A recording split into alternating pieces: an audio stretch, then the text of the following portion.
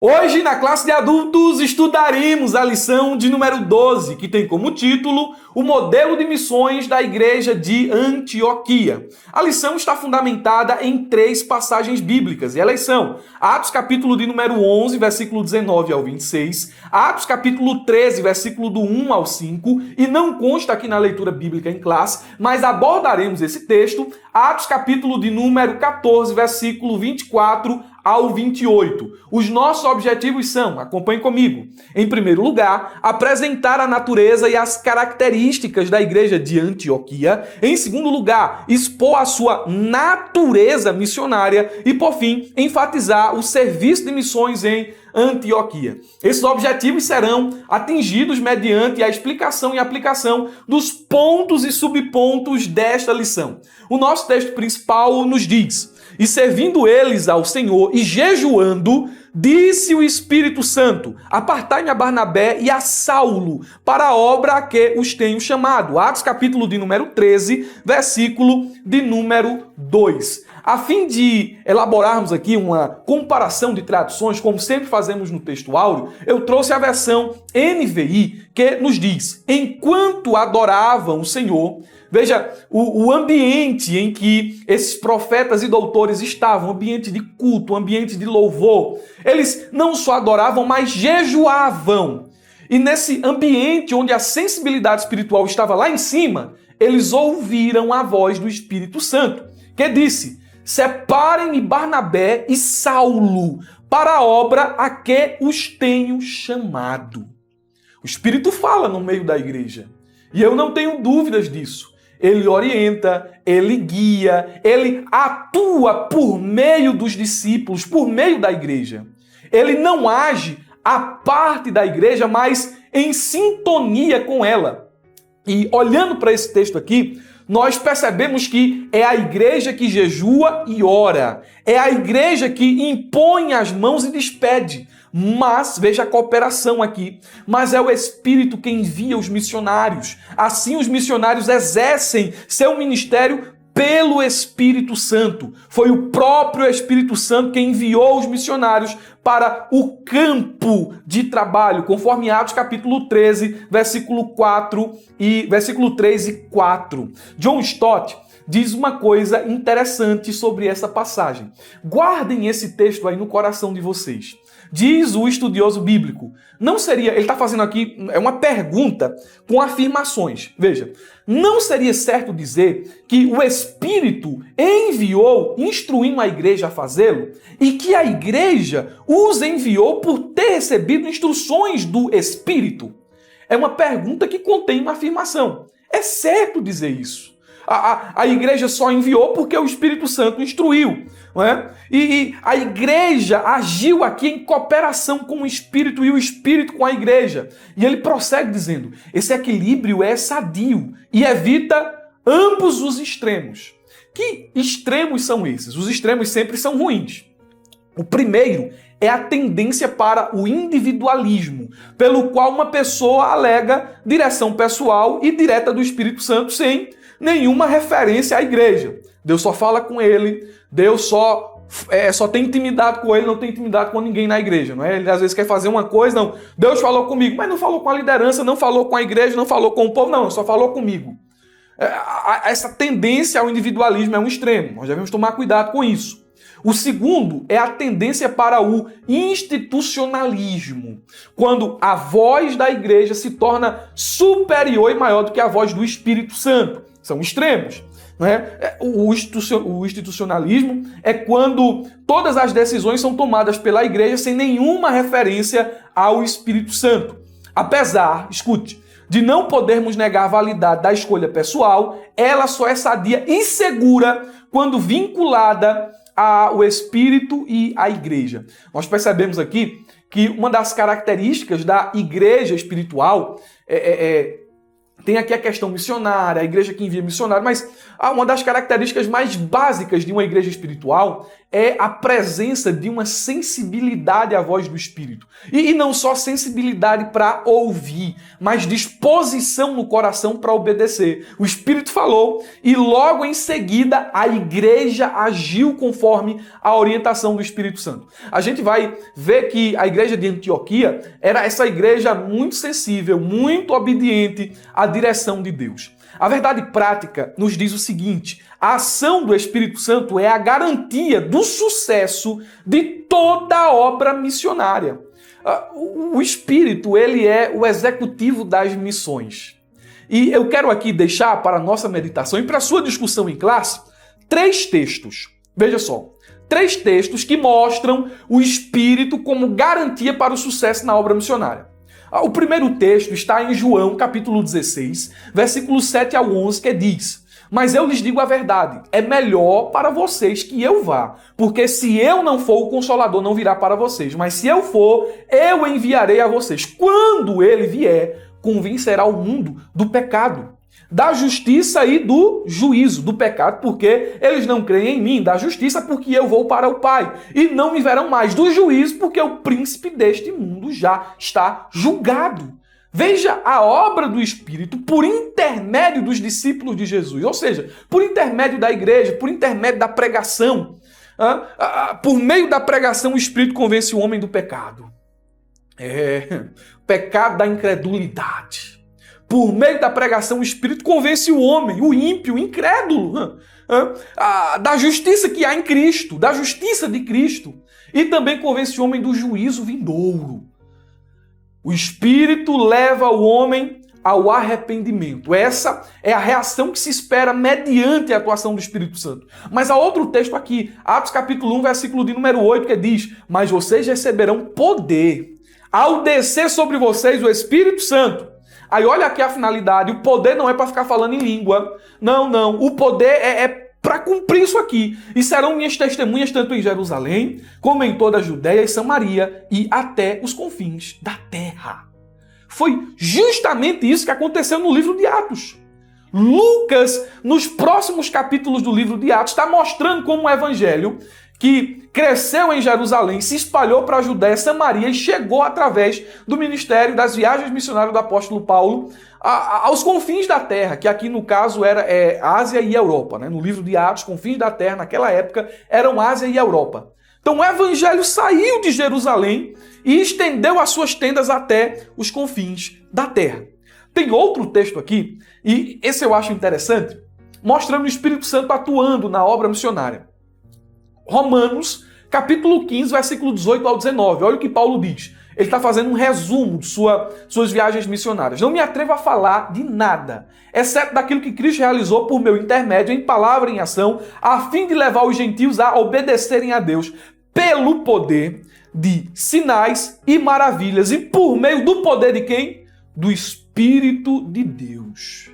Foi por meio do poder dele que eu anunciei, desde Jerusalém e arredores até o Ilírico, proclamei plenamente o Evangelho de Cristo. Sem o poder do Espírito, é o que Paulo está dizendo aqui nas entrelinhas, meu ministério não seria frutífero. Sem o poder do Espírito, as igrejas que eu fundei não existiriam. É a graça dele, é o poder dele atuando através da minha vida para o sucesso nas missões. Glória a Deus. A introdução da lição.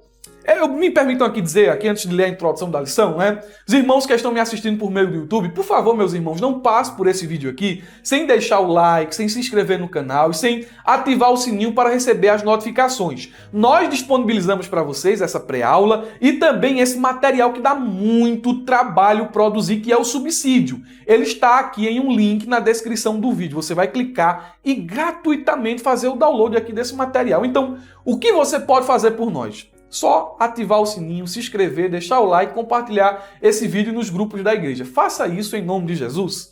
Os irmãos que estão me assistindo por meio da plataforma EBD, deixo aqui o meu abraço para todos vocês. Vocês sabem que moram aqui no meu coração. Esse trabalho no YouTube só é possível por causa de vocês. Então vocês patrocinam um trabalho no YouTube. E além de receber a pré-aula adiantada e o subsídio, vocês também recebem uma infinidade de materiais que estão aqui embaixo. Fluxograma, infográfico, dinâmica, slide profissional, material para divulgação semanal, de segunda a sábado. Vocês recebem narração profissional, motion, assistência, curso de preparação. É muita bênção de Deus aqui na ferramenta EBD. Se os irmãos que estão me assistindo pelo YouTube quiserem ser alunos assinantes, aqui no YouTube está o link para vocês assinarem a ferramenta EBD. Vamos lá.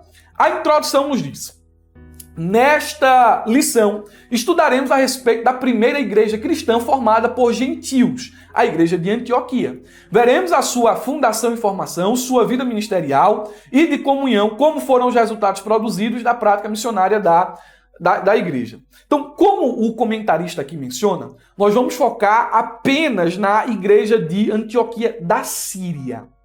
No entanto, nós queremos destacar aqui para conhecimento dos irmãos que muitas outras igrejas foram verdadeiras bases missionárias, cooperaram de forma singular com missões. E entre elas estão a igreja de Jerusalém, que era uma igreja embrionária. A igreja de Antioquia já era essa igreja mais gestacional. Não é? Aí nós temos aqui também ainda, podemos citar a igreja de Éfeso, a igreja de Filipos, a igreja de Tessalônica. O testemunho da igreja de Tessalônica era tão forte, tão missionário, que os povos ao redor conheceram a Cristo por meio deles, do testemunho deles. Então temos muitas igrejas com aspecto missional dentro do livro de Atos, dentro do Novo Testamento. Porém, nós vamos olhar exclusivamente nesta aula para a igreja de Antioquia da Síria. E olhando para essa igreja, perceberemos a importância do jejum e da oração como meios de buscar a orientação do Espírito Santo, de executar a obra missionária. Veremos aqui a ênfase também, daremos ênfase na dependência do Espírito Santo para a prática missionária. Vamos mostrar que como a igreja de Antioquia buscava a direção divina e agia de acordo com ela. São atitudes, abordagens, conceitos simples aqui que aprendemos com essa igreja, porém profundos. Esses conceitos ilustram a centralidade do Espírito na obra missionária e também nos mostram como a igreja primitiva não só buscava, mas era submissa às suas orientações em todas as atividades que realizava. O nosso primeiro ponto vai focar muito na geografia, no contexto da igreja de Antioquia. Ele diz, a igreja de Antioquia, natureza e características. O subponto de número 1, eu vou aqui corrigir o subsídio, eu não o discriminei aqui, mas ele nos diz o seguinte: Antioquia da Síria. E o texto da lição nos fala: Antioquia da Síria era conhecida como a rainha do Oriente. Veja, o comentarista, o que ele vai fazer aqui? Ele vai mostrar a grandeza dessa cidade. Ela é conhecida como a rainha do Oriente. A cidade tinha uma população estimada de 500 mil habitantes. Tem comentarista que vai dizer que era 1 milhão. Tem comentarista que vai dizer que era 600 mil, 800 mil. Aqui, o da lição está dizendo que era 500 mil habitantes. O que, para a época, era um número extraordinário. Antioquia era constituída de diversas nacionalidades e por isso dizia-se ser possível conhecer os costumes do mundo inteiro pela mistura de povos que frequentavam suas praças. Então era uma cidade turística, era uma cidade comercial, era uma cidade cuja o número de pessoas que transitava por ela era uma coisa absurda. Não por acaso essa cidade tornou-se a segunda capital do cristianismo. Você vai ver essa transição no livro de Atos, não é? Em questão de importância. Ora, Lucas, ali nos primeiros 12 capítulos, ele está dando muita importância à igreja de Jerusalém, Mas em seguida ele vai fazer uma transição e começar a mostrar as atividades da igreja de Antioquia da Síria. E isso coloca essa igreja em relevância. O comentarista inspirado por Deus dá ênfase a essa igreja. O texto da lição prossegue dizendo o seguinte: por isso o evangelista Lucas altera o foco da sua narrativa, outrora centralizada em Jerusalém, para o ministério aos gentios e para a igreja a partir de Antioquia da Síria, e subsequente de disseminação da igreja pelo mundo. Vamos lá. O nome Antioquia é um nome que procede de Antíoco. Ela foi fundada por Seleuco Nicator, acho que é assim que falam. Eu deixei até uma referência aí de um livro apócrifo, 1 Macabeus, capítulo 3, versículo 37. E essa cidade ela foi fundada em 300 a.C. É importante a gente distinguir Antioquia da Síria de outras Antioquias. Na Bíblia vai aparecer Antioquia da Pisídia. Mas no contexto maior da história, havia pelo menos 16 Antioquias existentes nessa época. Então, é muita cidade com o mesmo nome. Mas de todas as cidades, Antioquia da Síria era a mais proeminente de todas as cidades com o nome Antioquia, ok? A localização dessa cidade, e aqui está o grande cerne da questão. A localização, né? Por que essa cidade é importante? Por que ela foi importante para os apóstolos? Porque ela ganhou muita ênfase ali no livro de Atos. A antiga cidade de Antioquia estava a 24 quilômetros a leste do Mediterrâneo. E o Mediterrâneo, por meio da navegação, dava acesso a muitos lugares, né? Estava na margem leste do rio Orontes. A distância de Antioquia a Seleucia era um pouco mais de 2 quilômetros. Aqui ele está dando uma informação aproximada, mas outros comentaristas vão dizer 24. Então eu coloco aqui entre 2 a 24 quilômetros do porto de Seleucia. Era o porto de Antioquia sobre o Mediterrâneo, conhecido mais tarde como Ptolomaida. A cidade estava localizada em um ponto de conexão entre as rotas comerciais preste atenção, Egito. Aqui é a grande sacada do subponto. Egito, Grécia, Itália, Mesopotâmia e, posteriormente, Armênia e Índia.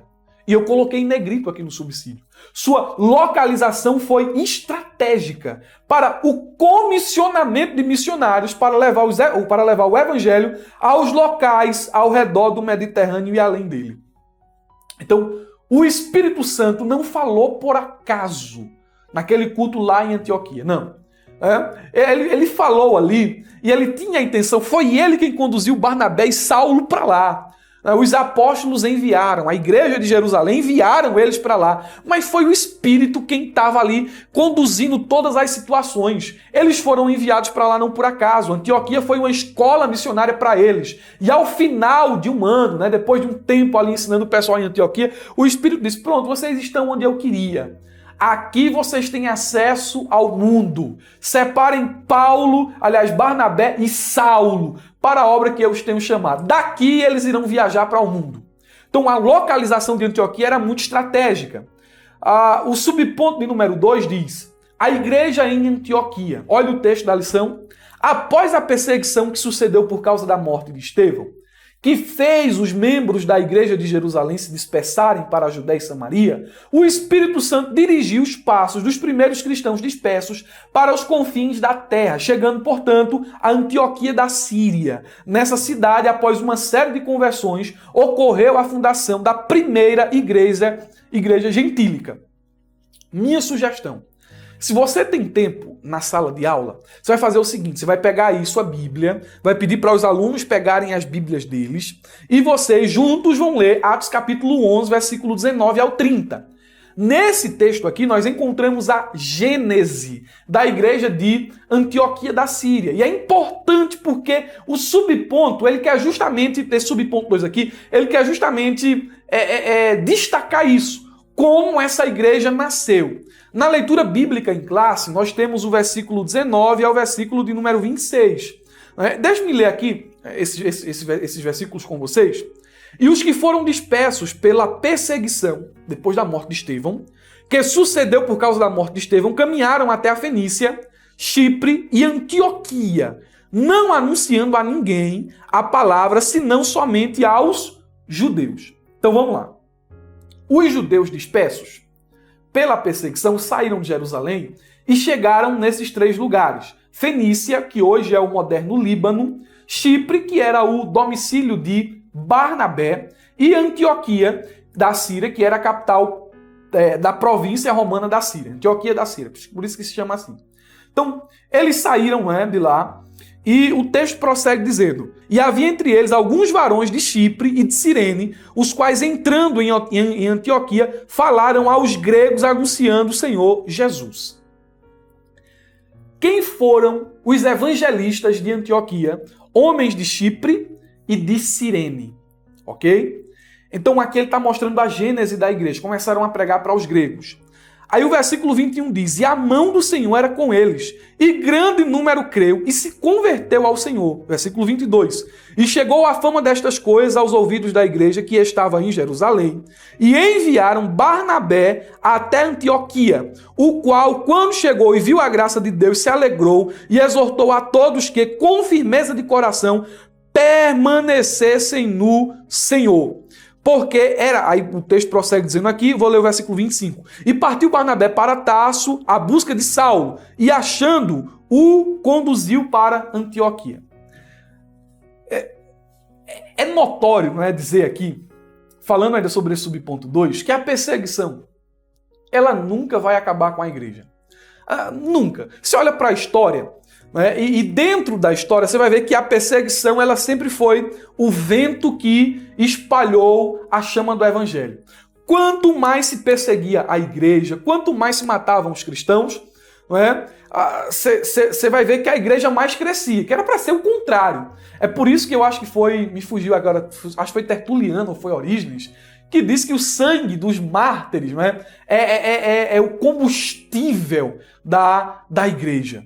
E meus irmãos, nós percebemos aqui que a perseguição não fez a igreja retroceder, mas ampliou as suas tendas até os confins da terra. O subponto 3, ele completa essa descrição contextual da igreja de Antioquia da Síria. E a lição diz o seguinte: não foram os apóstolos ou obreiros, mas os leigos, os discípulos e os crentes em geral, outrora dispersos por causa da perseguição em Jerusalém, que anunciaram o evangelho aos gentios e, consequentemente, fundaram a igreja de Antioquia. A notícia chegou a Jerusalém a ponto de os apóstolos enviarem Barnabé para verificar de perto o que estava acontecendo. Nós lemos sobre isso aqui. Barnabé viajou mais de 400 quilômetros. Novamente aqui uma informação que tem divergência, 400 quilômetros de Jerusalém a Antioquia. Ao chegar à cidade, ele se alegrou e constatou que a graça de Deus havia alcançado muita gente e exortou todos a permanecerem firmes no Senhor. Nessa oportunidade, pela primeira vez, os discípulos da igreja de Antioquia foram chamados de cristãos. Deixe-me aqui dizer algo aos irmãos. Quando a igreja de Antioquia ela é formada através de evangelistas anônimos, E eu acho isso muito bonito porque a obra de Deus, ela, na sua maior parte, cresce não porque os superstars, não porque os grandes, assim, vamos colocar isso entre aspas, vamos falar grande, não porque homens notáveis estão trabalhando, mas porque tem muito anônimo trabalhando. Nós não conhecemos aqui praticamente a maioria desses anônimos aqui, com exceção de Lúcio, de Cirene, que é citado no próprio texto. E acredita-se que ele tenha sido um dos primeiros evangelistas de Antioquia da Síria. Mas a obra de Deus avança no mundo porque anônimos estão trabalhando. Sabe quem são os anônimos? Aquele pessoal que não tem reconhecimento nas redes sociais. Aquele pessoal que muitas vezes não tem reconhecimento nem na igreja local, mas estão nas praças, estão nas campanhas evangelizadoras. Olha, irmãos, tem gente... Se olha assim para o povo antigo, tem senhoras, senhoras que o exemplo de vida dentro da família é um verdadeiro testemunho evangelístico. Então, são os anônimos que estão ganhando almas para o reino de Deus. Aqui não foi diferente. Quando a notícia, a mão do Senhor era com esse povo aqui, viu? Deus estava confirmando o trabalho dos anônimos, porque a Bíblia diz que houve muitas conversões. Teve tanta conversão ao ponto de chamar a atenção de Jerusalém, que, como o comentarista diz aqui, ficava a 400 quilômetros de Antioquia. Veja como a notícia correu. O que foi que os apóstolos fizeram? eles enviaram para lá o melhor pastor que tinham. Quem? Barnabé. Barnabé era um homem extraordinário, um homem experiente, um homem aprovado pela igreja primitiva, pelos apóstolos, pelos irmãos em Jerusalém. Barnabé era aprovado. A sabedoria dos apóstolos foi muito grande, porque eles souberam do avivamento, desse ocorrido em Antioquia da Síria. O que foi que eles fizeram? Vamos enviar para lá uma pessoa experiente, que vai orientar os novos convertidos na palavra. Barnabé chegou, viu o que estava acontecendo e decidiu buscar Saulo. E é aqui onde o grande missionário da igreja primitiva entra em evidência pela primeira vez, de forma mais notória. Então, ele e Saulo começam a ensinar o povo ali por um espaço de 1 ano, e o ministério deles foi tão eficaz, os novos convertidos absorveram tanto a palavra que eles pregaram e ensinaram, que pelas ações e atitudes, o povo de Antioquia da Síria começou a dizer: ó os cristãos. Até então, Lucas, ele sempre se referia à igreja como discípulos, santos, irmãos, fiéis, os que estavam sendo salvos, os seguidores do caminho. Agora Lucas está dizendo os cristãos. Os cristãos. O título, na época, ele foi dado de forma pejorativa. Mas hoje nós usamos esse título com tanta alegria. Olha, irmão, é uma honra dizer sou cristão. O povo dizia assim, cristão porque age como Cristo. Os ímpios, pejorativamente, diziam cristãos. Mas nós, não é? Veja, foi um adjetivo que veio a calhar. Nós temos orgulho de dizer somos cristãos. Procuramos agir como Jesus. Então, nós temos aqui as características da igreja de Antioquia da Síria. O subponto de número 2 vai nos dizer o seguinte: uma igreja missionária em ação. Você vai ver aqui agora, a gente vai fazer propriamente aqui meio que uma explicação de Atos capítulo 13 e os seus primeiros versículos. Você vai ver que dentro do próprio subponto nós temos aí uma referência ao versículo de número 1. Havia alguns profetas e doutores. O texto bíblico nos diz o seguinte: na igreja que estava em Antioquia, havia alguns profetas e doutores, a saber, Barnabé e Simão, chamado Níger, e Lúcio Cirineu, e Manaém, que fora criado com Herodes, o tetrarca, e Saulo. Na ordem de importância aqui, nós temos Barnabé, lógico, era o pastor encarregado de Jerusalém para cuidar do pessoal de Antioquia da Síria, e lá por último nós temos Saulo. Há um comentário, salvo engano é o comentário Beacon, não sei se dá para ver daí, né? Ele está ali, deixa eu ver se dá para ver. Não dá para ver. É o comentário Beacon. Ele, comentando essa passagem, sugere aqui, é uma sugestão, uma especulação, que os profetas eram aqui no texto bíblico, né? Barnabé, Simeão, chamado Níger, e Lúcio de Cirene. E em seguida, nós temos os mestres. Os profetas eram os 3 primeiros, os mestres, os 2 últimos, Manaém e Saulo. Mas é uma suposição que ele dá. O próprio texto aqui não define quem eram os profetas e quem eram os mestres. Mas é certo que há uma diferença entre o ofício de profeta e o ofício de mestre. O mestre era uma pessoa capacitada, aliás, o profeta era uma pessoa capacitada pelo Espírito Santo para receber revelações diretamente de Deus e transmiti-la a outros. Assim, os profetas eram porta-vozes do Senhor e podiam com frequência prenunciar acontecimentos vindouros, como é o caso de um dos profetas aqui de Antioquia, que estava em Antioquia, que é Ágabo. Nós temos aqui a questão dos mestres. Os mestres eram homens aos quais o Espírito Santo concedera a capacidade de expor ou explicar a palavra de Deus de maneira simples e compreensível. A igreja de Antioquia da Síria, olhando ainda para o versículo de número 1, nós percebemos, versículo de número 1, versículo de número 2, nós percebemos que era uma igreja que, além de conter essa multiplicidade de ministérios, era uma igreja que era aberta para Deus. Era uma igreja aberta para a palavra. Você vê esses ministérios na igreja, era uma igreja aberta para a palavra. Era uma igreja que buscava a face de Deus em oração, que obedecia a Deus. Era uma igreja missionária. Então, tem muitas características boas à luz do texto bíblico, a igreja de Antioquia da Síria. Subponto de número 2 diz uma liderança servidora. Olha, irmão, presta atenção aqui. Que culto, né? Que culto. Barnabé, Simão, Lúcio, Manaém e Saulo. Os 5 orando. Imagine o culto aqui. Barnabé, filho da consolação. Não é? Vocês sabem aqui um pouco da história de Barnabé. Foi um homem que vendeu suas posses, doou para a igreja a fim de que a igreja repartisse os bens e não houvesse necessidade, não houvesse necessitados. Não é? Um homem desprendido de toda a posse pessoal, de bens materiais e completamente entregue ao trabalho do Senhor e ao Senhor. Não é? Você vê aqui Simão, sobrenome o Níger, o Simão Negro. Provavelmente era um homem de pele escura. Alguns vão dizer que ele era um judeu, nascido no norte da África. Outros vão dizer que era um prosélito.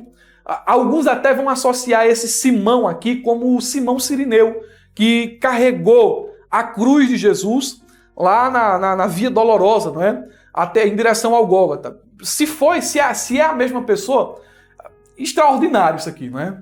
É uma coisa extraordinária. Aí vem aqui Lúcio de Cirene, provavelmente foi um dos primeiros homens de Cirene que foram a Antioquia anunciar o evangelho do Senhor. Aí nós temos aqui Manaém. Meus irmãos, Manaém, aqui no texto bíblico, é um personagem que precisa muito ser explorado. Porque ele é irmão de leite de Herodes Antipas. Herodes Antipas aqui foi quem matou João Batista e quem participou do julgamento injusto de Cristo.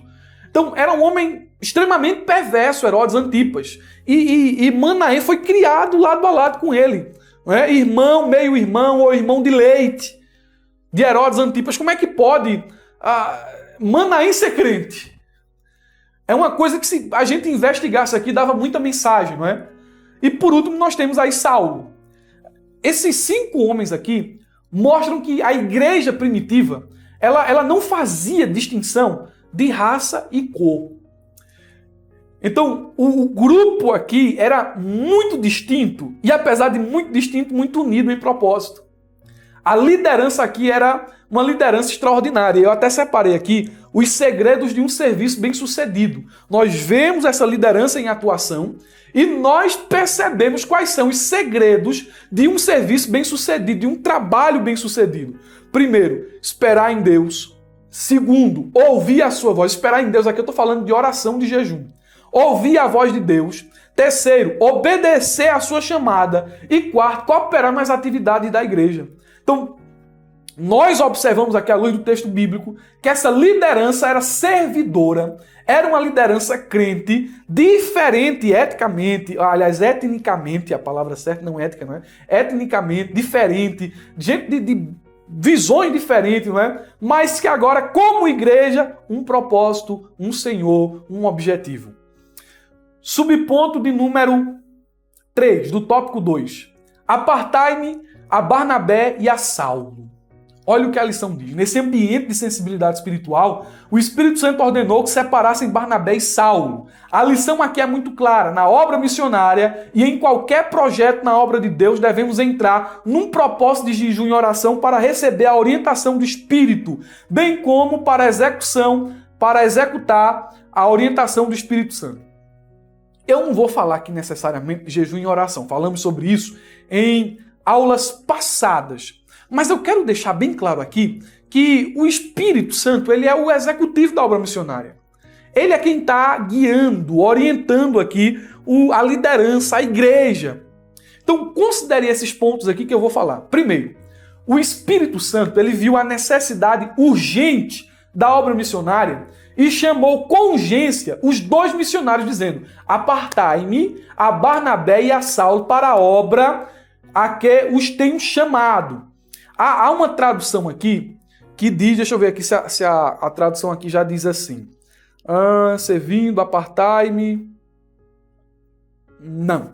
Mas a NAA, ela capta bem aqui essa urgência. Na NAA, se você pesquisar, aí você vai ver que o texto diz assim, façam isso agora. Agora.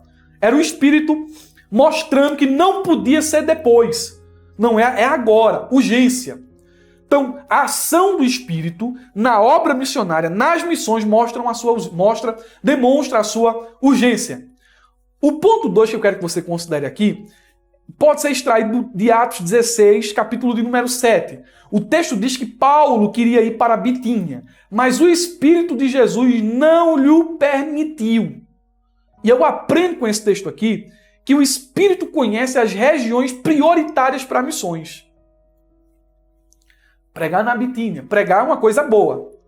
Qual é o problema de pregar? Na Bitínia tinha gente que precisava.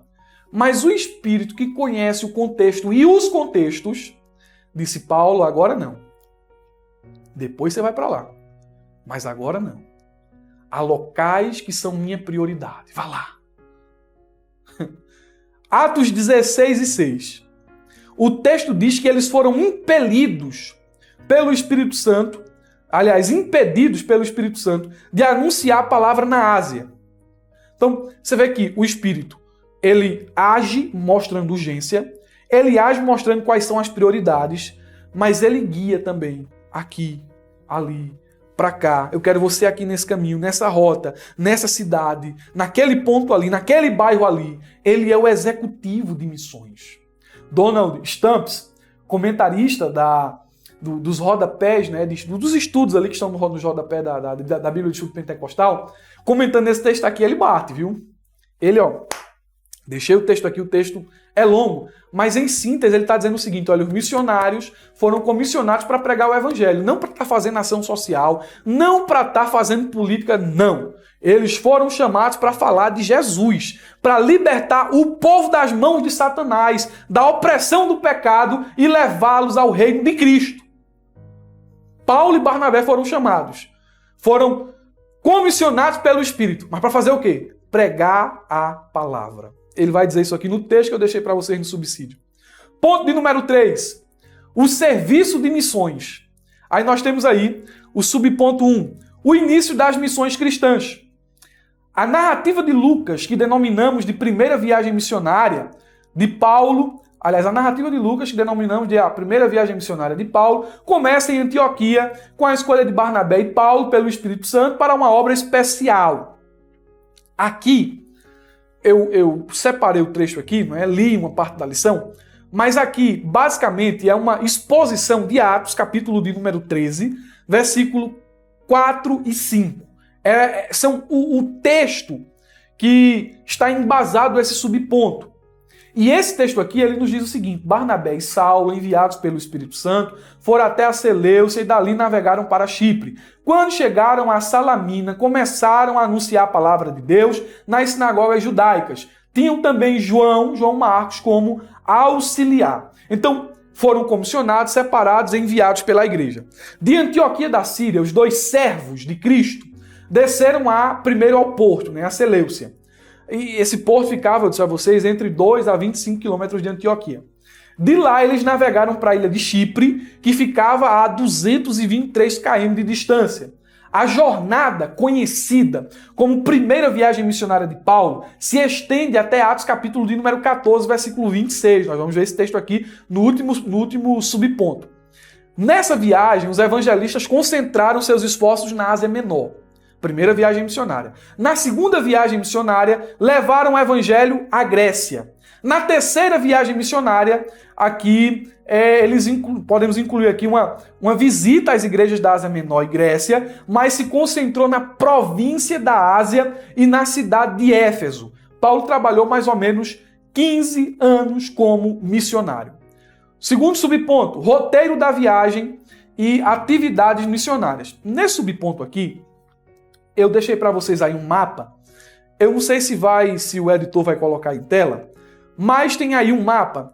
Veja aí, o itinerário é o seguinte. Vê se você dá para acompanhar no mapa aí enquanto eu leio o itinerário. Primeiro, eles saem de Antioquia da Síria, viajam de navio até Salamina, na ilha de Chipre, atravessam a ilha em Pafos, e ali eles têm um conflito com um mago, sobem até Antioquia da Psídia, e ali há um discurso, um conflito com os judeus, seguem para Icônio, na Licoônia, o conflito ali, mais um conflito com os judeus, vão para Listra, onde continuam anunciando as boas novas. Aí tem aí a cura de um homem aleijado, mais conflito com os gentios e judeus. Chegam a Derbe e depois retornando, passam por Listra, Icônio, Antioquia da Psídia, animando os discípulos a permanecerem firmes. Eles atravessam a Psídia, chegam em Panfilha, depois em Perge e Atália. Navegam para Antioquia da Síria, onde se reúnem com a comunidade, a igreja que os enviou para partilhar e avaliar os resultados da viagem. Então você vê aí o mapa, você vê o itinerário, e eu coloquei aqui 3 lições que podemos aprender com a viagem missionária de Paulo. Quais são essas lições? Primeira, o sofrimento e as dificuldades fazem parte do chamado para seguir Jesus. Paulo e Barnabé foram até o fim da viagem. João Marcos acho que se assustou no meio do caminho devido à enfermidade, doença.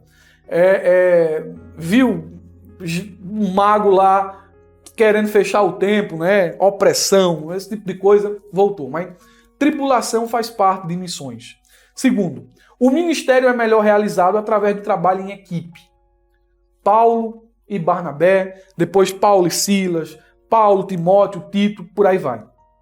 Em nenhum lugar das Escrituras nós encontramos a independência sendo afirmada por Deus.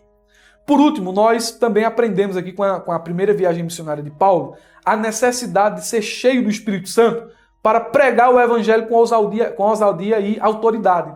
Se eles não fossem cheios do Espírito Santo, no primeiro confronto com Elimas, o mago, eles tinham parado, tinham sido envergonhados, mas pelo contrário, né? Estavam cheios do Espírito Santo, pregaram o evangelho com poder. Poder maior do que o poder das trevas, das falcatruas, da magia negra e por aí vai. É o que aprendemos com as viagens missionárias de Paulo. E por último, meus irmãos, eu cansei aqui. Eu não sei se vocês cansaram, mas eu cansei. Tô até sem voz aqui, não sei se é o clima aqui que tá mudando, quente, frio. Mas eu cansei. Por último, nós temos aqui o subponto 3, prestando contas. Nesse subponto aqui, eu vou ler Atos capítulo de número 14, versículo 24 ao 28. Sugiro que você faça isso em classe. Porque é sobre esse texto aqui que o subponto vai tratar. Atravessando a Psídia, Paulo e Barnabé se dirigiram a Panfilha. E tendo anunciado a palavra em Perge, foram a Atália. E dali navegaram para Antioquia, onde tinham sido recomendados a graça de Deus para a obra que agora tinham terminado. Quando chegaram a Antioquia, reuniram a igreja e relataram tudo o que Deus havia feito com eles e como tinham aberto aos gentios a porta da fé. E permaneceram muito tempo com os discípulos. O missionário não é independente da igreja local. Então, missionário e igreja local agem em cooperação com o Espírito. E aqui fica muito claro que Paulo e Barnabé retornaram para prestar conta. A igreja enviou, né? E a igreja quer saber dos resultados. Deve haver essa prestação de conta. E quando eles voltaram aqui, o texto nos diz 3 coisas interessantes. Primeiro, eles relatam as intervenções extraordinárias de Deus na vida deles. É o que diz o versículo 27. Eles fazem isso aqui não para se colocarem em evidência. Veja o que nós fizemos. Veja o que nós realizamos. Oh, como nós somos extraordinários. Não. O foco é Deus. A gente aqui fez alguma coisa, foi a graça. Não foi a gente, foi Deus. Foi Deus quem realizou, foi Deus quem fez, foi Deus quem operou. O propósito não era se engrandecer, mas o propósito era engrandecer Deus. Em segundo lugar, eles relataram como Deus abriu aos gentios a porta da fé. Olha, irmãos, esse versículo 27 é maravilhoso, né? O sucesso da obra missionária não foi devido ao poder inerente dos missionários, nem a seus métodos. Não é o método, não é a habilidade, não é o conhecimento do missionário, é o poder de Deus. Eles dizem, foi Deus quem abriu a porta. Então, foi sucesso aqui, a semente cresceu, quem dá o crescimento é Ele. A obra é de Deus.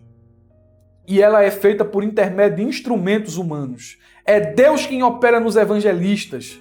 É Deus quem concede a sua graça. Em terceiro lugar, no versículo 28, o texto diz que eles permaneceram muito tempo com os discípulos. O que foi que aconteceu aqui no versículo 28? Eles se reabasteceram com a comunhão da igreja. Esse negócio de lobo solitário, né? Isso aí, não é? Membro fora do corpo, não. Os missionários precisavam da comunhão, do calor da igreja, da presença da igreja. Eles voltaram ali e permaneceram muito tempo. Comunhão. Havia uma sintonia entre os missionários, a igreja e o Espírito Santo. E é nesse ambiente onde a obra missionária ela frutifica. Concluindo, em síntese aqui, nós aprendemos a respeito da igreja de Antioquia, vimos que ela foi fundada por leigos e, consequentemente, por cristãos gentílicos. Em segundo lugar, essa igreja tinha profetas e doutores. Esses homens constituíam uma liderança servidora. Essa igreja ela é estabelecida sem barreiras raciais ou espirituais. E, por fim, nós vimos aqui a primeira viagem missionária de Paulo, começando a partir de Antioquia, com a escolha e o envio dele, de Barnabé, por meio do Espírito Santo. A igreja de Antioquia é um exemplo inspirador para nós. É um modelo. Essa igreja aqui nos mostra que a missão de Deus não se limita a uma cultura, a uma etnia, a uma classe social ou a uma denominação. Não é só a igreja de Jerusalém. Ela nos desafia a sair da nossa zona de conforto e a nos envolvermos com os povos que ainda não conhecem a Cristo. Ela nos convida a sermos uma igreja que ora, que contribui, que envia e que apoia os missionários que levam a boa nova da salvação. A igreja de Antioquia nos motiva a sermos uma igreja que ama, que serve, que testemunha e glorifica a Deus em todas as nações. Olhemos para esse modelo, não é? Para o modelo da igreja de Antioquia e o copiemos, não é? A fim de que a gente seja instrumentos de Deus para a expansão do seu reino até a volta de Cristo. Cansei, viu? Essa aula eu cansei. Mas concluímos, meus irmãos. Eu desejo a todos um ótimo final de semana, uma ótima aula de escola bíblica dominical. Olha, e não se esqueça, abra, isso mesmo, abra a jaula.